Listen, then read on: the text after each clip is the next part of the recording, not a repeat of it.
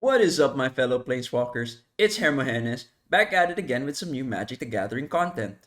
And welcome to the first episode of Magic the Gathering Lessons. This will be a series of very information heavy videos, so get ready to put your thinking caps on, because today's video is an intro to Magic the Gathering's color system. The series will be about differentiating the five colors and explaining the ideas, beliefs, and core principles behind them. By understanding the value of color, you acquire a sort of game sense when it comes to the world of Magic the Gathering, thus making you a better planeswalker. That being said, let's get into it. White, blue, black, red, green. These are the colors of Magic the Gathering. Represented in game through lands, plains, island, swamp, mountain, and forest, respectively, color is a core idea that makes Magic work. For the uninitiated, color is the guiding principle that forms the game's core mana system and overall strategy. As Mark Rosewater, the head designer for Magic the Gathering, puts it, it's the foundation that both the mechanics and flavor of Magic are built upon. There is a reason why it is hard for us to comprehend Mana Tithe, Avoid Faith, and Dash Hopes. Because counter spells are only for blue, right? Color is an important part of Magic as it not only dictates mana, but rather the whole identity of Magic the Gathering itself, both lore and game. So worry not about the janky cards I show, because colors would make sense of it. A lot of the game's identity and complexities come from the interaction with color. It's what dictates whether something can be part of the game or not. Color decides what makes sense in the Magic the Gathering universe. This is the color pie that showcases the color's core principles. It also shows the relationship between different colors. Adjacent colors in the wheels will be relatively similar in ideology, and these are what we call ally colors. The examples here are green-white and blue-white. And opposite of their center are the enemy colors. Flavor-wise, these colors have conflicting views and ideas. Examples are white-red and black-white. Though there are more color associations around, such as 4-color and 3-color combinations, which are noted in this complete color guide, the ally and enemy colors are the most basic in understanding the identity and philosophies of color when it comes to learning Magic the Gathering. Adding to this, one can argue that there is no absolute good guy and bad guy color identity within the realms of Magic the Gathering, which will be further emphasized the deeper we get into each color.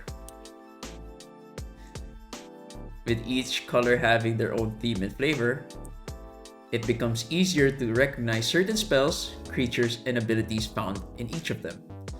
So let's talk about them in the following segments to come. Today is all about white. An overview and quick look at the color's identity and philosophy. So let's get into it. White, the color of morality and order. The quote-unquote peacekeepers of the Magic the Gathering universe. White is about community and team building. White believes that suffering is a byproduct of individuals not prioritizing the good of the group. They kinda embody the idea of the Three Musketeers, you know? All for one and one for all. White strives for absolute peace. No crimes, no criminal intent, a society built on the foundation of unity and peace. As such, they can be viewed as totalitarian. White values the concepts of morality, which includes ethics, grace, and truth, order, which includes law, discipline, and duty, uniformity, which includes conformity and religion, and structure, which is seen in government, planning, and reason. To White, there is a clear differentiation between good and evil. White has an ally in green, which appreciates green's defense of life and tradition, and in blue, which understands the needs for science and progress. These ally colors are known as Celestia and Azorius, respectively. However, Red's belief in anarchy and freedom puts it at odds with White's goal of supporting structure and community, and White's altruism puts it directly at odds with Black's egoism. These enemy colors are known as Boros and Orzhov, respectively. Moving on to mechanics in White. Damage protection, prevention, and life gain. White protects. It has a lot of cards that have something to do with defense. When you think White, you immediately think of life gain or lifelink, as seen in Revitalize and Kindly Ancestor. Following that, there are plenty of cards in White that prevent damage to you or your spells. Be it damage prevention or the need to protect a card from a certain type of spell. Example being Repel the Abominable and God's Willing.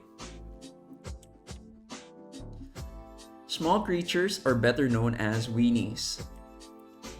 White tends to build wide instead of tall, which means having a lot of attackers rather than a few big hitters. White weenies is a deck archetype that is based on this idea. Having multiple small creatures that help each other out, strengthening the unit. You'll usually have a token generator or cheap creatures such as Usher of the Fallen, and creatures that buff them. Examples being Luminarch Aspirant, Intrepid Adversary, and Benalish Marshal. Tax. White has a way to keep order in-game. It has cards that restrict a player's action and imposes tax, which then increases the cost to play on certain cards played. For White, having these rules allow fair play in matches. Tax cards would be like Thalia, Guardian of Thraben, Archon of Emeria, Paladin Class, and Ghostly Prison. Soft removal and non-land permanent destruction. White means to keep peace through due process. It has cards that prevent action from a spell without getting rid of it. Cards that limit their engagement in the match. Cards such as Pacifism and Borrowed Time allow White to do so. While on the opposite end of the spectrum, White's totalitarian nature gives them access to exile, a means to get rid of a card completely to keep the peace. Examples of which are Revoke Existence and Path to Exile.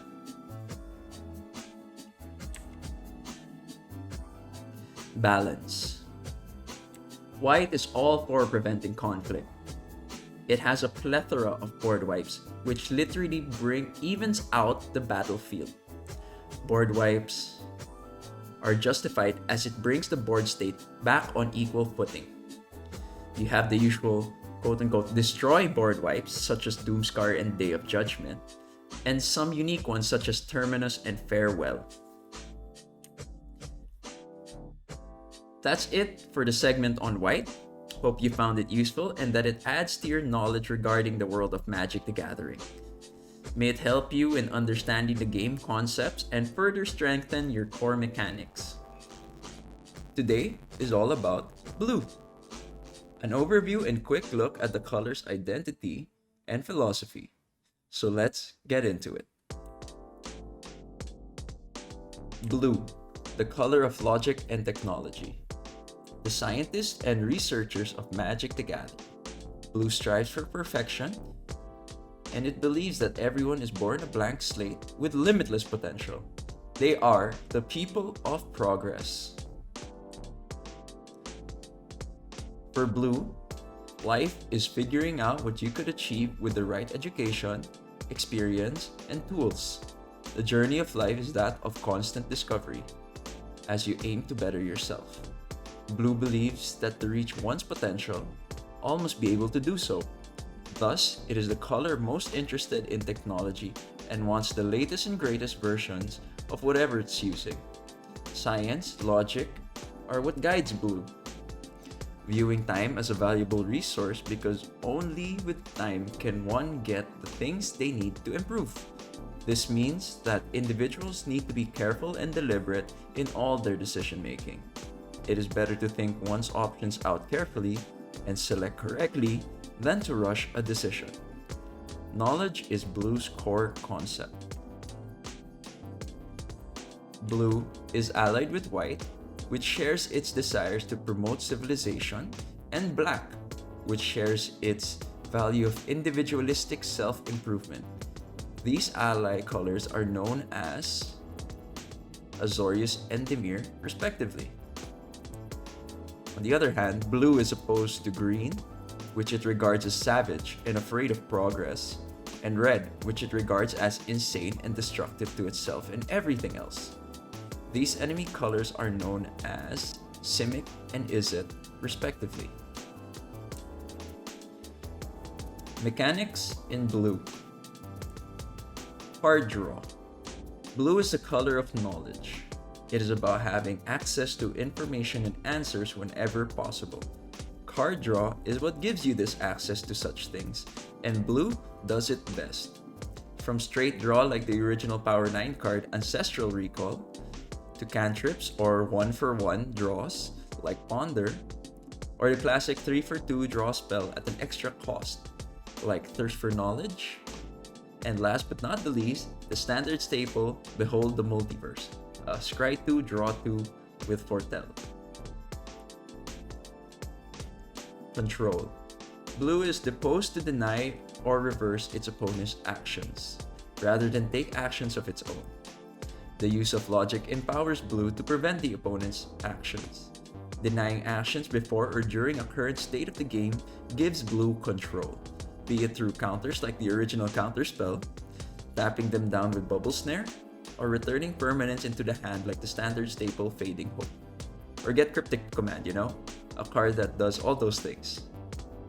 Slowing opponents down until blue finds a concrete answers to threats laid out is key to a blue deck working. Mimicry and Theft. Blue knows best as it understands how to use the opponent's resources, be it through copying, cloning, or outright stealing permanents. Samples of mimics, better known as shapeshifters, would be Glasspool Mimic and Phyrexian Metamorph.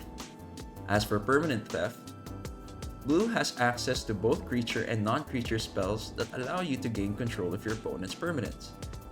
Examples like Mind Flayer and Persuasion. Trickery and Reality Bending. Blue is a very tricky color to comprehend. It has various ways to affect the game state, from milling your deck with Traumatize, messing with enemy creatures like morphing them or turning them into frogs, changing words on cards like with Mind Bend, and even taking extra turns with the very popular Nexus of Fate. Blue aims to master reality, and thus you end up playing their game instead of yours. Combat tricks. Blue is elusive. The combat tricks of blue tend to evade enemy encounter. Some of these include Lying, Unblockable, Shroud, and Flash. Examples of these combat tricks can be seen in Kyrie the Swirling Sky, Slitherblade, Sphinx of Jawar Isle, and Zulaport Duelist. That's it for the segment on blue. Hope you found it useful and that it adds to your knowledge regarding the world of Magic the Gathering. May it help you in understanding the game concepts and further strengthen your core mechanics. Today is all about black. An overview and quick look at the color's identity and philosophies. So let's get into it. Black, the color of personal gain. Willing to do whatever it takes to gain power. The color that sees in gray. Black is the color of amorality. To black, The only measure of right and wrong is whether or not an approach leads to success. Black ironically sees things in grays. Certain approaches may be wrong in one instance and right in another. Black understands the value of selfishness, so it is open to opportunities and strategies rejected by others as taboo or forbidden. Undeath, torment, infection, betrayal. Black is willing to sacrifice others for their own gain. The only thing Black values more than its own life is its own will, as it sees the self as the most important being of all. That being said, Black is not inherently evil. Egoism and pragmatic ambition are the source of much good in the world, especially when coupled with self-growth, and are the basis of individual rights. Though stereotyped as evil or the villains of the lore, Black has virtues of self-love, self-reliance, and willingness to face the ugly side of things that are not all evil. Black has a very cynical worldview, and its core philosophy is that of self-determination and release from society's imposed limitations.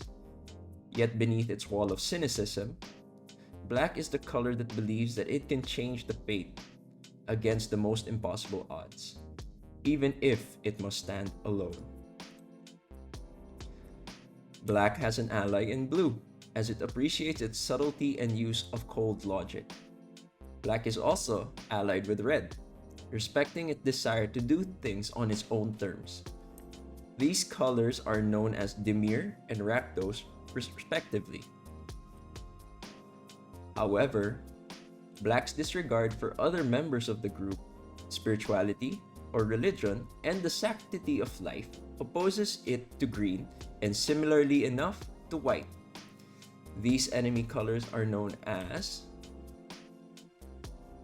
Golgari and Orzhov, respectively. Mechanics in Black: the culling and destruction of the weak. Black sees death as an effective means to an end. It can single out creatures or force the opponent to sacrifice their own. To Black, the weak deserve to be culled. No one is safe. Black has access to creature removal via means of board wipes like Meathook Massacre and Damnation, single removals such as Doomblade, and the sacrifice mechanic that bypasses indestructible and hexproof, seen in Consuming Vapors. Illness and parasitism. Black has access to varying means of suffering. Instead of destroying a creature, it can inflict them with a disease that decreases their stats to the point of death, as seen in Infest and Tragic Slip. It has means to whittle down an opponent's life total through its spells such as Stab Wound. Not only that, Black has access to leeching effects that feed off of the life of unsuspecting creatures, like the ability of Blood Artist. Card advantage. In Black, everything has a price. Life is a resource.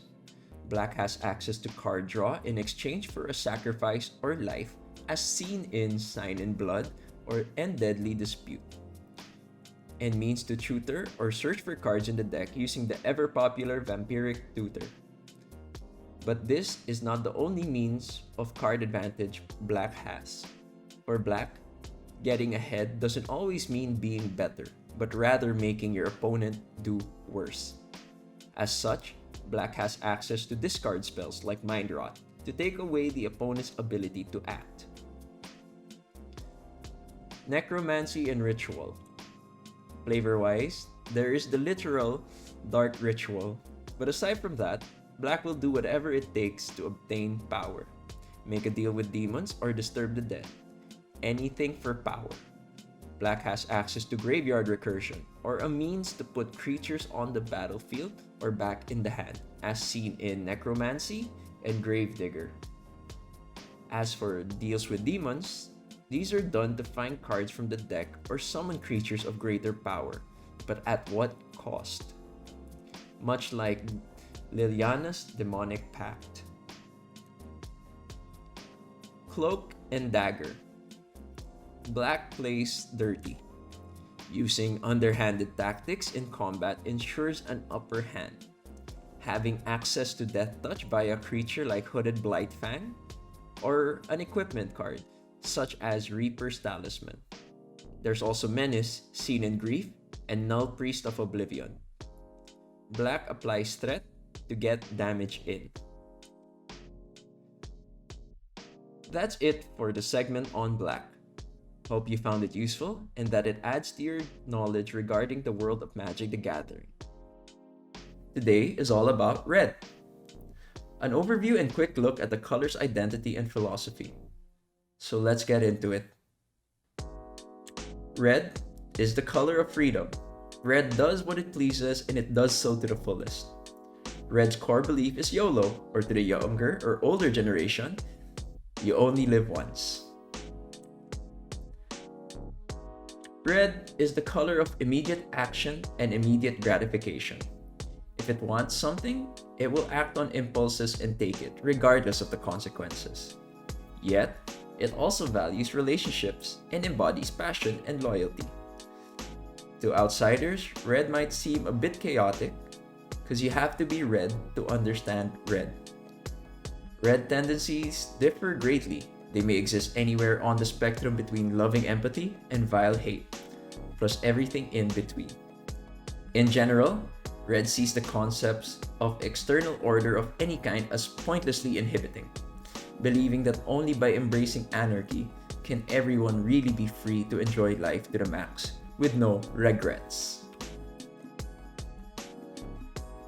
Red gets along with green, which understands the value of listening to one's inner voice, and black, which agrees with red's lack of adherence to social norms. These are known as Gruul and Rakdos, respectively. But red does not get along with white, which regards red's quest for ultimate freedom as a threat to civilization, nor with blue, which sees red brand of creativity as extremely disruptive rather than productive. Red, for its part, feels that blue and white strip people of what makes them unique. These enemy colors are known as Boros and Izzet, respectively. Mechanics in red. Burn. Red is direct. It would literally blast through its problems. Majority of its removal deal X damage to a target. A few examples of burn would be Lava Spike, Lightning Bolt, Skewer the Critics, and Rift Bolt. Artifact and land destruction. Red is reckless, therefore destruction is right up its alley. Chaos is the counter to order because chaos is change, unsettling change. When everything is changing, people are free because there is no tie to the quote-unquote the way things work. Destruction is clearly a form of chaos. Smash to smithereens and Vandal Blast for some artifact destruction, Tectonic Rift to destroy lands, or even run Pillage to have access to both. Aggro and combat superiority.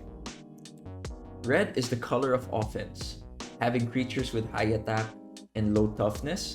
To compensate for the low toughness, red has a few combat tricks up its sleeve.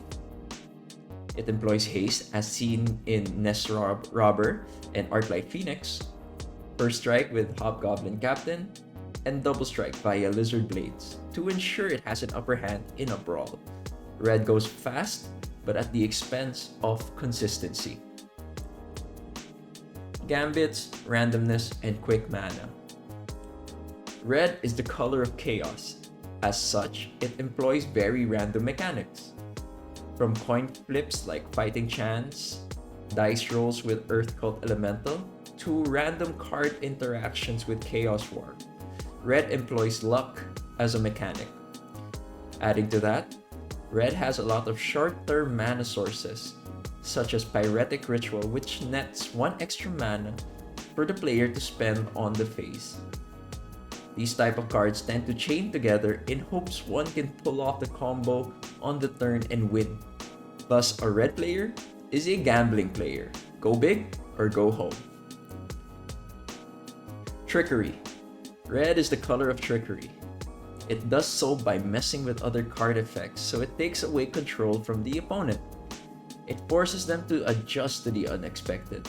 Such trickeries include temporarily gaining control of permanents with act of treason or act of aggression, preventing creatures from blocking with mugging, and changing the targets of spells with shunt.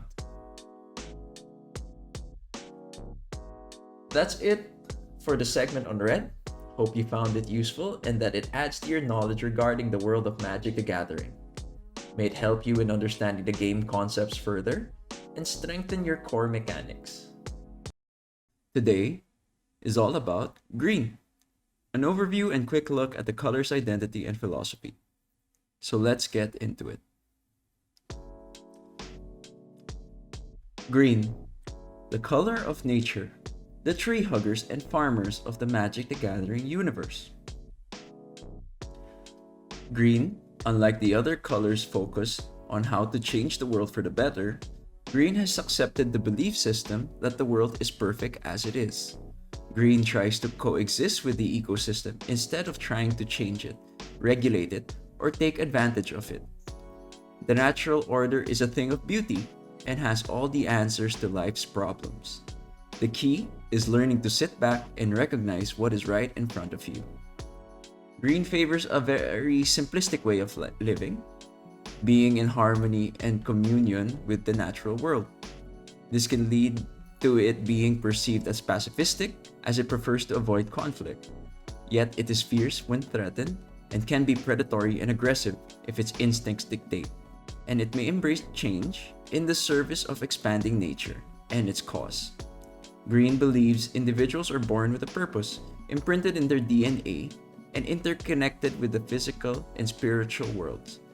As everyone is born with a unique role, a person's goal is to find out what it is and do what they are destined to do. White and red understand green's desire to protect nature better than other colors, being representative of its order and freedom respectively. So this forms the basis of their alliance with green. These are called Celestia and Gruul respectively. On the other hand, in green's view, black's liberal use of death and of undeath is a violation of the cycle of life, a rejection of black's role in the grand scheme, causing them to be enemies. Green regards technology as both a frequent threat to nature, and an often hubristic attempt to replace the natural order with an artificial one. Green therefore comes into conflict with blue, which seeks to actively reshape and improve the world by means of technology. These enemy colors are known as Golgari and Simic, respectively. Mechanics in green. Tall and wide. Green is the color of nature and growth. Green has access to several big creatures and efficiently costing ones. With green, you can either build tall or wide when it comes to creatures to play. Examples of such cards are Titan of Industry, Scoot Swarm, Hornet Queen, and Avenger of Zendikar. Pump. Green's philosophy of growth and strength both mean it can boost the power and toughness of its creatures, making them more effective in combat. These boosts can either be temporary, through instants and sorceries like Larger in Life and Vines of Fast Food, or permanents through enchantment and +1/+1 counters such as Roaring Earth and Avabrook Caretaker. Not shown here, but green also has creatures that can provide a temporary boost to another creature or gain a temporary boost when blocking. Mana ramp and fixing. Mana acceleration is key to green. Green having focus on growth, it has access to ways to speed up mana accumulation, from mana dorks such as Llanowar Elves and Noble Hierarch, to ramp spells like Kodama's Reach and Cultivate. Green has access to not only acceleration but to fixing as well. It has means to search or generate specific mana needed at any given time. artifact and enchantment destruction. Green hates illusions and the artificial, seeing them as perversions of the natural world. Thus, green actively works to destroy such things, with enchantment board wipes like Back to Nature, to several single removal spells to get rid of either enchantment or artifact, examples being Nature's Claim, Wilt, and Frozen's Grip. Combat tricks. The tendency of green is to avoid conflict, thus they have several means to prevent it from happening. Having access to uncounterable creatures like Carnage Tyrant, and cards with evasion such as Hexproof or Shroud, as seen in Sylvan Caryatid, green protects itself from opponents. Though unique to green is removal that are quote-unquote anti-flying. And they also have access to reach, which are seen in Plummet and Giant Spider respectively. Though green wants to avoid conflict, if it needs to go on the offense, it has access to Trample, which is seen also in Carnage Tyrant, to get damage through and spells that make specific creatures fight each other. That's it for the segment on green. Hope you found it useful and that it adds to your knowledge regarding the world of Magic the Gathering. May it help you in understanding the game concept and further strengthen your core mechanics. If you like this kind of content, feel free to subscribe to stay up to date with future Magic the Gathering videos.